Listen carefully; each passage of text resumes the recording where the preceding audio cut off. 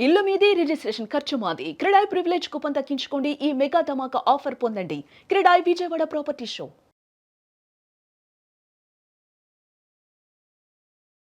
నమస్కారం సార్. నమస్తే అండి. సార్ అలాగే చాలామంది కూడా రెంట్ హౌసెస్ ఉన్న వాళ్ళందరూ కూడా సామాన్యులు ఏమనుకుంటారంటే ఎంతో కొంత అమౌంట్ పెట్టుకొని దాన్ని డౌన్ పేమెంట్‌గా కట్టేసి ఏదైతే మనం 20,000, 15,000 రెంట్ కడుతున్నామో దాన్ని తీసుకెళ్ళి ఒక ఈఎంఐ అయిపోతుంది గదా! లోన్ తీసుకొని ఒక ఓన్ హౌస్ తీసేసుకుందామని కూడా చాలామంది అనుకుంటూ ఉంటారు. అది కొన్ని నెలలు నార్మల్‌గా ఉంటుంది. బట్ మిడిల్‌కొచ్చే వరకు గూడా ఎందుకు లోన్ పెట్టి నేను కొన్నాను అనేది అదొక బర్డెన్‌గా ఫీల్ అవుతూ ఉంటారు సార్. ఇది చాలా మందిలో కూడా నేను విన్నాను. మీరేం చెప్తారు? నిజంగానే లోన్ పెట్టుకొని మనం ఇల్లు తీసుకుంటే హౌస్ ఏదైతే అనుకుంటారో అది తీసుకుంటే బర్డెనే అవుతుంది అని అంటారా? అంటే ఇది కేస్ టు కేస్ వ్యారీ అవుతుందండి. జనరల్‌గా అదేంటంటే కమిట్మెంటే. వాళ్ళు ఇప్పుడు ఇంకా చాలా స్ట్రిక్ట్‌గా ఉన్నారు. ఒక లోను ఒక్క ఈఎంఐ ఆపినా చాలా చాలా మన మీద ప్రెషర్స్ ఉంటాయి. అందులో మీరన్నట్టేంటంటే ఇప్పుడు మనం ఉన్న ఇల్లు రెంట్‌కిను, మనం కట్టే ఈఎంఐకి చాలా గ్యాప్ ఉంటుంది.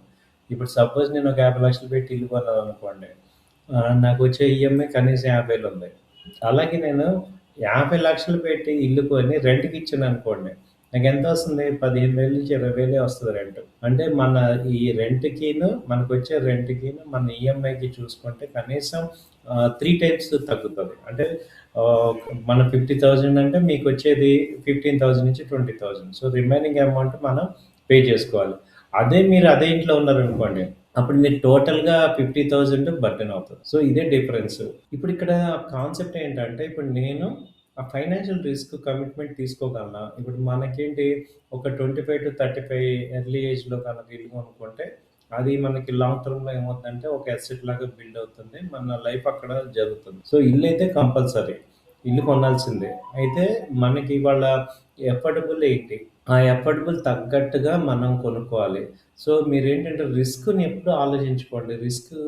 ఒకవేళ మనం ఎలా తీసుకుంటున్నామో, కట్టలేని పరిస్థితి ఎలా ఉంది. సో, ఏం చేయాలంటే ఒక 3 మంత్స్ బఫర్ మనీ పెట్టుకునేటట్టు ఉండాలి. అంటే ఫైనాన్షియల్ కమిట్మెంట్స్‌ని చాలా జాగ్రత్తగా చేసుకోవాలి.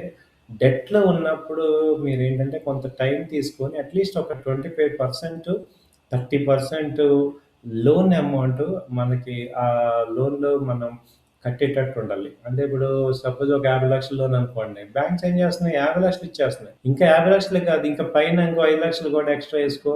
నీ గృహప్రవేశం కూడా లగ్జరీగా చేసుకో అంటున్నారు. వాళ్ళకి పోయేదేం లేదు.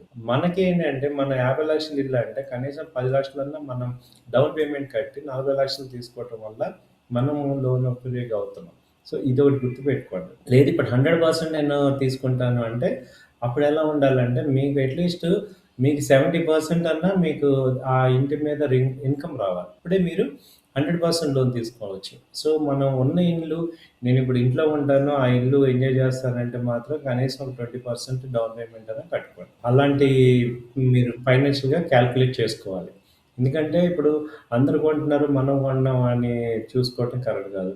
అలాగే మీరు ఇల్లు కొన్నాక ఇంకొక ఇంప్రూవ్‌మెంట్ చేసుకోవాల్సిందేంటంటే ఇన్‌కమ్ పెంచుకోవాలి. చాలామంది ఏం చేస్తున్నారంటే, నాకు 10-5 జాబ్ ఉంది. అప్పటికే చాలా కష్టపడిపోతున్నా అంటున్నాం. అది సరిపోవట్లేదు. కాబట్టి ఏంటంటే లాట్ ఆఫ్ ఆపర్చునిటీస్ ఉన్నాయి.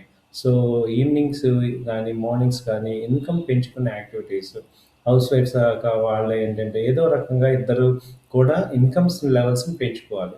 దాదాపు అట్‌లీస్ట్ ఒక్కొక్క పర్సన్ 2 టైప్స్ మినిమమ్ 2 ఇన్‌కమ్స్ అన్నా స్టాండర్డ్‌గా బిలీవబుల్ ఇన్‌కమ్స్ ఉండేటట్టు చూసుకోవాలి. సో, మనమేంటంటే ఐడియల్‌గా కూర్చునే బదులు ఇప్పుడు సాటర్‌డే, సండే ఖాళీగా ఉన్నాం, ఈవినింగ్స్ ఖాళీగా ఉన్నాం. వాటిని యుటిలైజ్ చేసుకోండి. ఒక 3 ఇయర్స్ టు 5 ఇయర్స్ మీరు ఎక్స్‌ట్రా వర్క్ చేసేటట్టు మీరు పెట్టుకోవాలి. అప్పుడు మీరేమవుతారంటే ఈ బర్డెన్స్ అన్నీ కూడా ఫ్రీగా కట్టగలరు. సో, నేను అదే సాలరీలో ఉంటాను.